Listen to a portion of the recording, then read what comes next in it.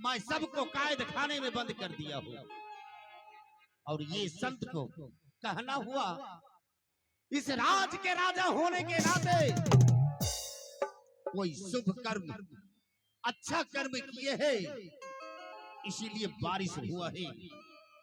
मैंने संतों को रंगमहल भेज दिया और मैं तब तक के लिए मैं चलता हूं अपने कक्ष में आराम करने के लिए।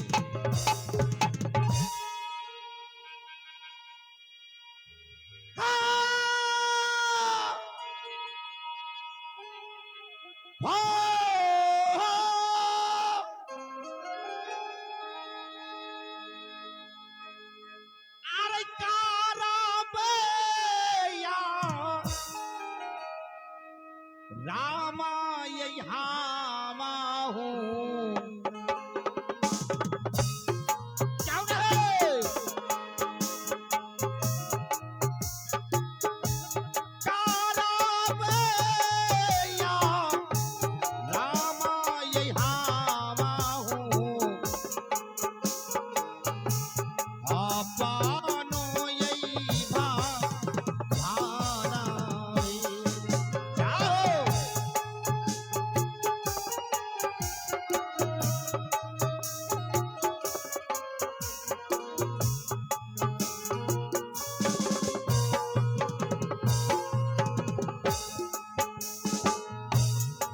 भैया रामुआ गिरही भवाना में।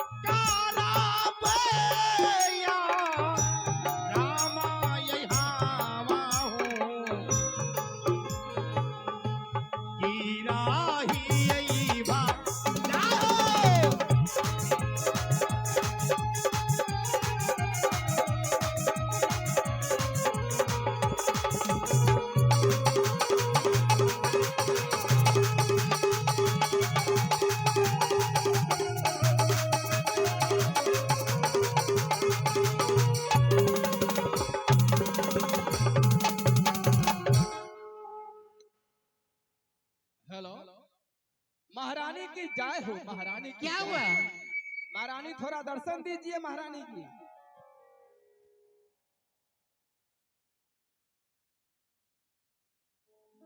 हाँ महारानी की जय हो। महारानी दर्शन दीजिए महारानी जी। क्या बात है बताओ। प्रणाम महारानी जी। जीते रहो। सिपाही महारानी की जय हो। आज मैं बहुत खुश दिख रही हूँ। हाँ महारानी खुश होने की बातें हैं महारानी जी, खुश होने की। क्या बात है मुझे बताओ। महाराज एक साधु बाबा को रंग महल तक भेजे हैं महारानी जी, और बोला है कि साधु बाबा को अच्छा से भोजन करा के वस्त्र दान देकर और जाते वक्त सोन मुद्राई दान में देने के लिए महारानी जी। अरे ये मैं कैसे मान लूंगी? तुम तो जानते हो ना कि मेरे महाराज क्रोधित अहंकारी हैं। साधु संतों को रहनी बिट्टी को नहीं जानते हैं। साधु संतों को एक नहंगे भिखमंगे ढोंगी पाखंडी समझते हैं, क्योंकि आसिनी बाढ़ बरसी मगहर में बारिश नहीं हो रही है, अकाल पड़ी हुई है। मगहर का भूमि बंजर हो चुकी है, पेड़ पौधे सूख चुके हैं। बारिश के लिए महाराज बड़े बड़े जोगी जपी तपी सन्यासियों को बुलाते हैं। एक ही प्रश्न उनसे करते हैं, आप लोग साधु संत हैं, पंडा पुजारी हैं, तो आप अपना शक्ति का बल से, भक्ति का बल से मगहर में बारिश बरसाओ।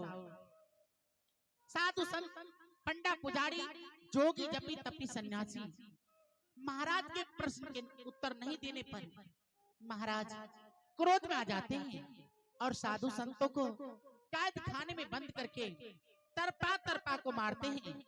किसी संतों से चक्की चलवाते हैं, किसी संतों से हल जोतवाते हैं, किसी संतों से अपने पांव दबाते हैं एवं नाना प्रकार के कष्ट दुख देते हैं। आज मेरे महाराज साधु से इतना खुश क्यों है? क्या बात है महारानी? हाँ, आप तो चौकट के अंदर रहे हैं महारानी जी सभी, लेकिन आज थोड़ा चौकट से बाहर होकर देखिए महारानी, अपने समझ जाइएगा आप। अरे आश्चर्य है, आज मैं देख रही हूँ इतना तेजों से बारिश हुई है, जो सूखे हुए पेड़ पौधे हरे भरे हो गए हैं।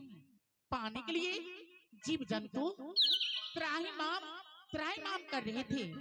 आज जीव जंतु खुशी मना रही हैं, चिड़िया चिलचिला रही हैं, मोर नाच रही हैं।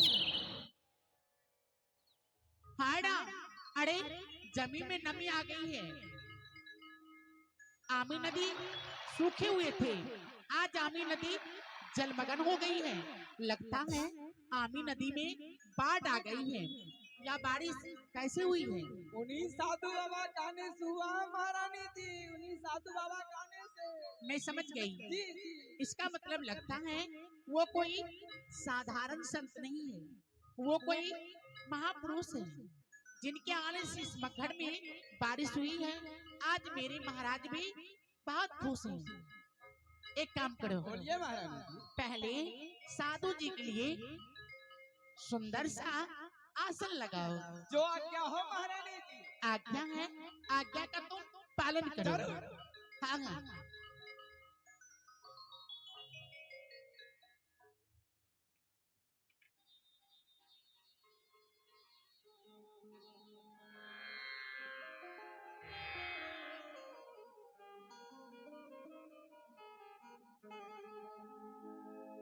सुनो, जी। जाओ साधु बाबा को महल के अंदर ले आओ। ठीक है महारानी जी। हाँ, चलिए साधु बाबा चलिए। आ गया महारानी जी साधु। तुम बैठ जाओ वहाँ। जी जी।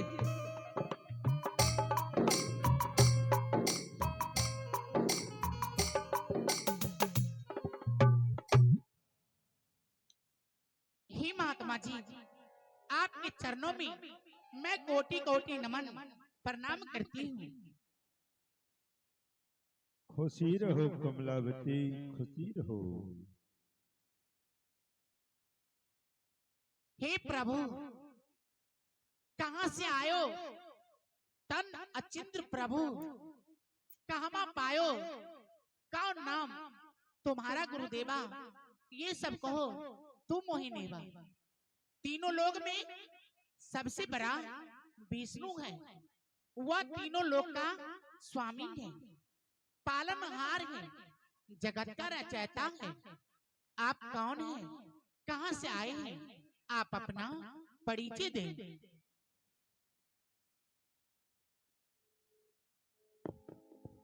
महारानी कमलावती, जी मैं तुम्हें अपना परिचय दूं जी, तो सुनो, मैं तुम्हें अपना परिचय बताता हूँ। बता दीजिए आप कहाँ से आए हैं?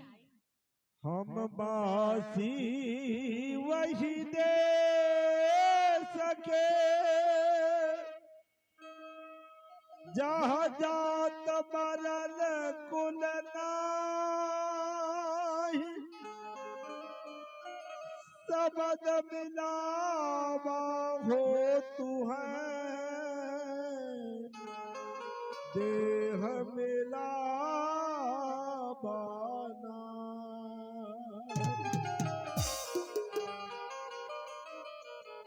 महारानी, जी मैं उस देश के वासी हूँ, न जहाँ जात है, न वर्ण है, न कुल है, न मान है, न बड़ाई है। मैं उस देश से आया हूँ। इस जगत में और अपने सत्यवाणी का, सत्य संदेश का प्रचार करता हूँ। सत्य संदेश जन जन तक पहुंचाने के लिए इस जगत में आया हूँ। हे महात्मा जी, आप जो कह रहे हैं, मैं उस देश का वासी हूँ जहाँ जात वर्ण कुल नाही, शब्द मिलावा हो तो है पर दे मिलावा नहीं। बिल्कुल सत्य सुना महारानी, मैं भी वही कहा हूँ। आज जो मगहर में बारिश हुई है, यह बारिश आप करवाएं क्या? महारानी, मैंने सुना कि मगहर के राजा जो तुम्हारे पति वीर सिंह हैं, संसार के भेषधारी साधु संत ऋषि मुनि मौलवी पंडितों के साथ अत्याचार कर रहे हैं, क्योंकि वे सब तुम्हारे सिपाही के द्वारा पकड़कर राज दरबार तक लाए जाते थे और तुम्हारे पति उनसे प्रश्न करता था कि तुम सच्चे साधु हो तो मगहर में बारिश बरसाओ। जी। लेकिन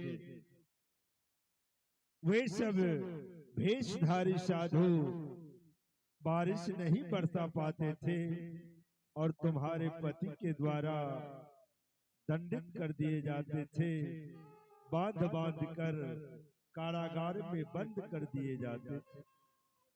जी, इसलिए तो मैं अब सोच में पड़ गई, असमंजस में पड़ गई कि मेरे महाराज साधु संत पंडा पुजारी को राज दरबार में बोला कि एक ही प्रश्न करते हैं, आप लोग साधु हैं, साधना आराधना करते हैं, भक्ति भजन करते हैं, तो आप अपना शक्ति का बल से, युक्ति का बल से मगहर में बारिश बरसाइए।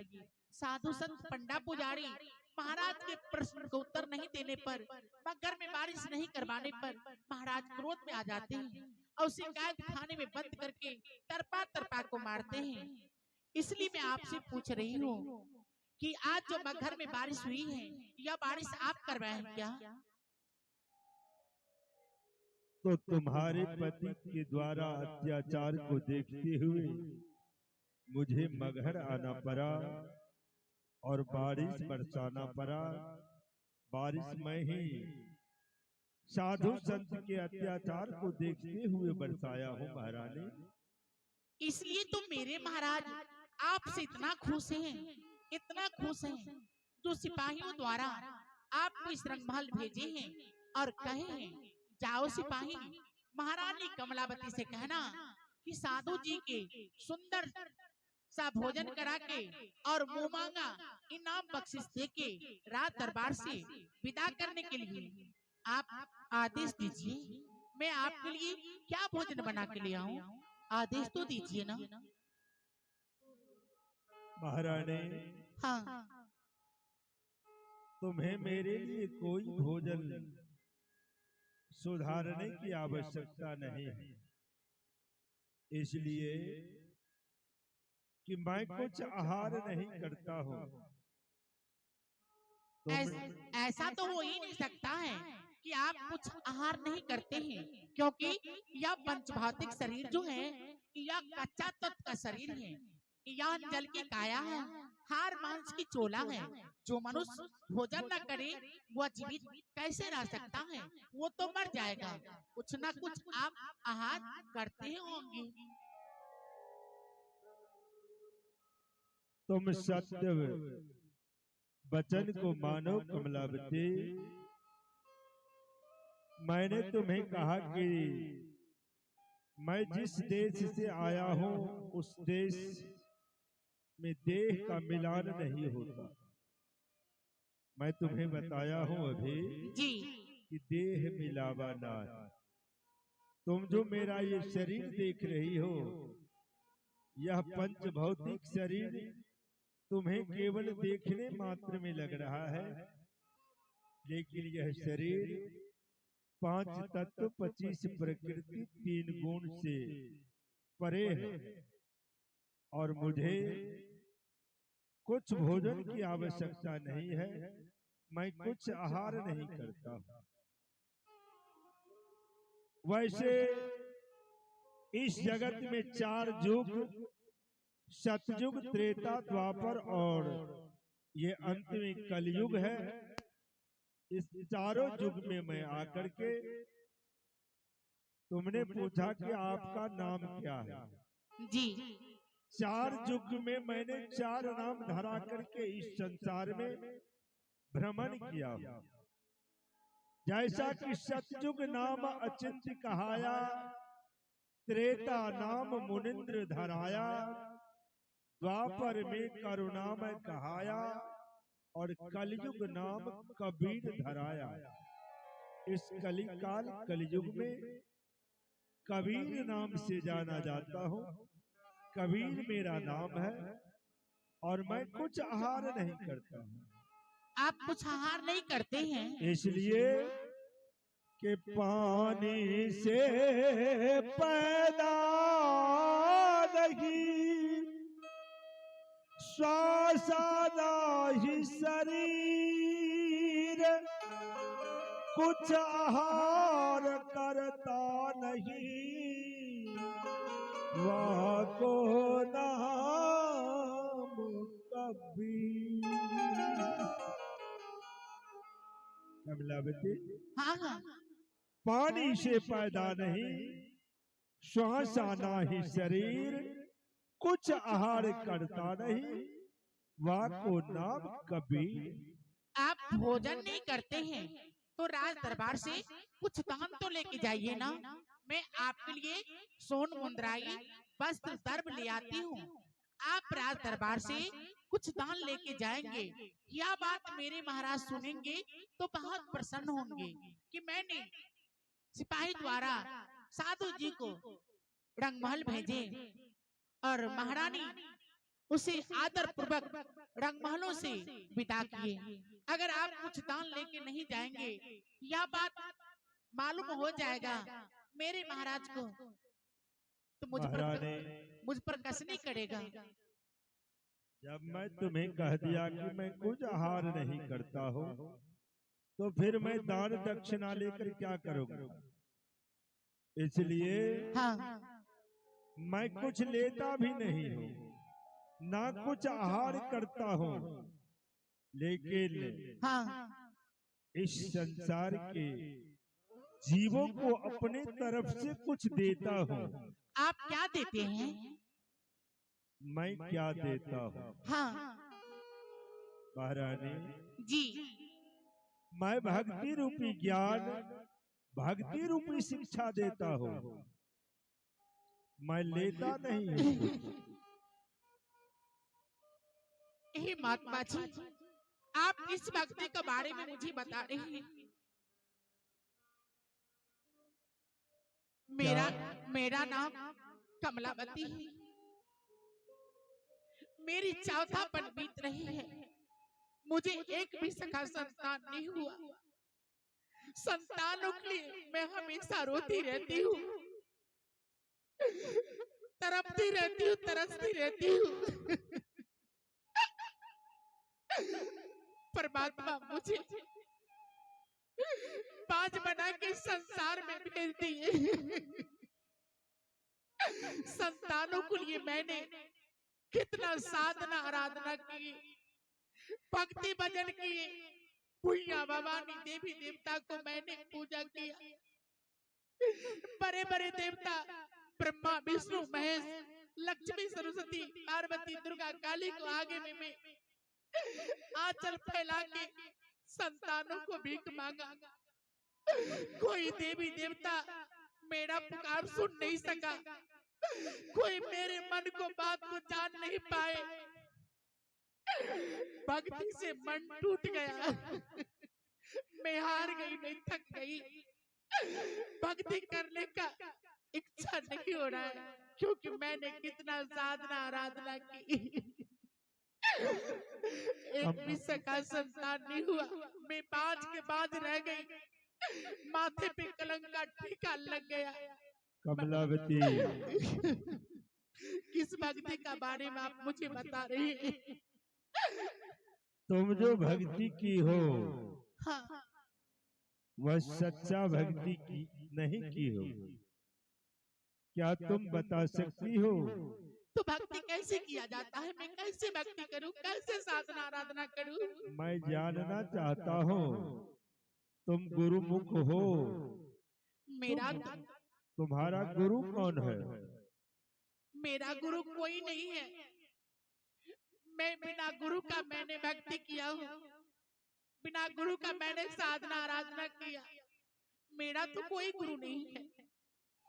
देखो महाराज, तुम बिना गुरु का जो भक्ति की हो, फिर तुम भक्ति के बारे में जानी कैसे?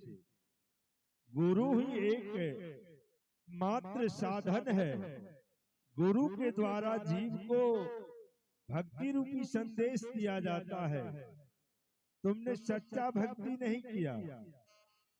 जितने सारे भक्ति तुमने किए हो, वे सारे के सारे असार भक्ति की हो। मैं लोगों को देखा देखी भक्ति किया, मैं किसी के बताने से भक्ति नहीं किया। जैसे जैसे संसार के लोग भक्ति करते हैं, ठीक उसी प्रकार मैंने भक्ति किया। कमलावती, मेरा कोई गुरु नहीं है। संसार के लोग जो भक्ति करते हैं वह झूठा भक्ति है, वह असत्य भक्ति है, वह कोई भक्ति नहीं है। इसलिए कि इस संसार में जितने सारे धर्म ग्रंथ, विद्वान इत्यादि आए, सबों ने गुरु को सर्वोपरि बताया। जैसा कि इस संसार के मानव राम को भगवान मानते हैं और रामचरित मानस एक ग्रंथ है, उसमें भी लिखा गया है कि बिना गुरु भवनिधि तरई न कोई, जो बिरंच शंकर सम होई। कमलावती जी, बिना गुरु का जो भक्ति होता है वह असार भक्ति कहते हैं उसे। उस भक्ति से किसी का कल्याण होने वाला नहीं। इसलिए जब तक तुम सच्चे सदगुरु के शरण में नहीं जाओगे और सच्चे सदगुरु के द्वारा शिक्षा प्राप्त करने के पश्चात जो भक्ति करोगे वह सच्ची भक्ति होगी, और उसी भक्ति के द्वारा जीव इस संसार सागर से पार हो सकते हैं। अन्यथा इस देखा देखी भक्ति से किसी का कल्याण होने वाला नहीं। हे महात्मा जी, आपने भक्ति का बारे में बताए हैं कि बिना गुरु का संसार में किसी को कल्याण नहीं हुआ। तो आप जैसे संत हमें जन्म जन्म तक नहीं मिलेंगे। आप कृपा सिंधु हैं, दया की सागर है। मैं गुरु करने के लिए कहाँ जाऊंगी? आप मेरे लिए पधारे हैं, तो आप अपने शरण में मुझे लगा लीजिए। शरण में लगा के इस पापी तन को उद्धार कर दीजिए, ताकि मैं धन्य हो जाऊं। आप अपने शरण में मुझे लगा लीजिए, लगा लीजिए। अवश्य कमलावती, मुझ पर दया कीजिए। मैं अवश्य तुम्हें अपने शरण में लगाऊंगा, इसलिए कि मैं यह भक्ति रूपी शिक्षा, भक्ति रूपी संदेश लेकर इस जगत में घूम घूम कर अपने सत्य संदेश का प्रचार करता हूँ, और इस संसार के मानव से बार बार कहता हूँ, आहो लग जाओ भैया गुरु के शरण में।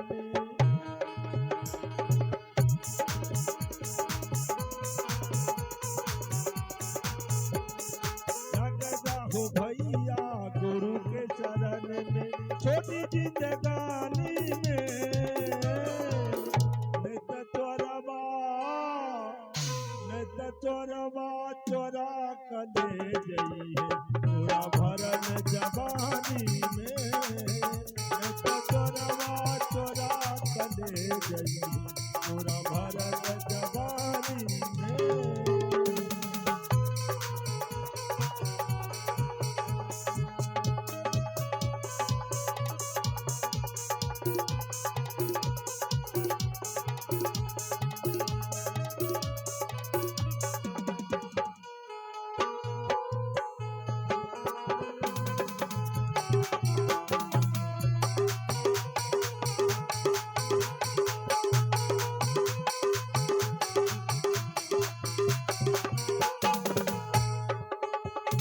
कमलावती जी ना तो चोरवा चोरा कर ले जाइए तोरा भरल जवानी में, क्योंकि इस संसार के सृजन करने वाले जो काल निरंजन है, वह काल निरंजन इस संसार के जीव को कब किस समय इस संसार से उठा लेगा उसका कोई ठिकाना नहीं।